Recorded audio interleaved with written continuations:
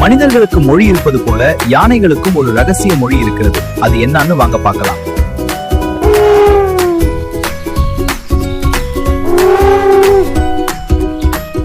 யானை பயப்படும் போதோ அல்லது மிகுந்த உற்சாகத்தில் இருக்கும் போதோ தான் பெரிய பிளிரல் சத்தத்தை எழுப்பும். இது பெரும்பாலும் தூரத்தில் இருப்பவர்களை எச்சரிக்க பயன்படும். ஒரு யானையின் சிறுநீர் அல்லது சாணத்தின் வாசனையை வைத்தே அது எந்த கூட்டத்தைச் சேர்ந்தது, அது ஆரோக்கியமா இருக்குதா,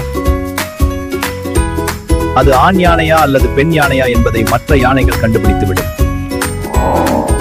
யானைகள் ஒரு விதமான குறைந்த அதிர்வெண் கொண்ட சத்தத்தை எழுப்பும். இது மனித காதுகளுக்கு கேட்காது.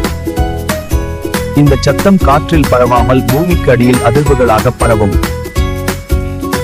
சுமார் 10 கிலோமீட்டர் தூரத்தில் இருக்கும் மற்ற யானைகள் தங்கள் கால்கள் மூலமாக இந்த செய்தியை புரிந்து கொள்ளும்.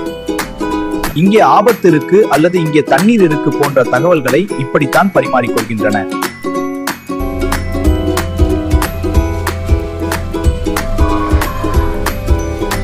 தும்பிக்கையை உயர்த்துதல், ஹலோ சொல்வது அல்லது எச்சரிக்கை கொடுப்பது என்று அர்த்தம். தும்பிக்கையை மற்ற யானையின் வாயில் வைத்தல், இது ஒரு அன்பான வாழ்த்து அல்லது நான் உன்னை நம்புகிறேன் என்பதை குறிக்கும்.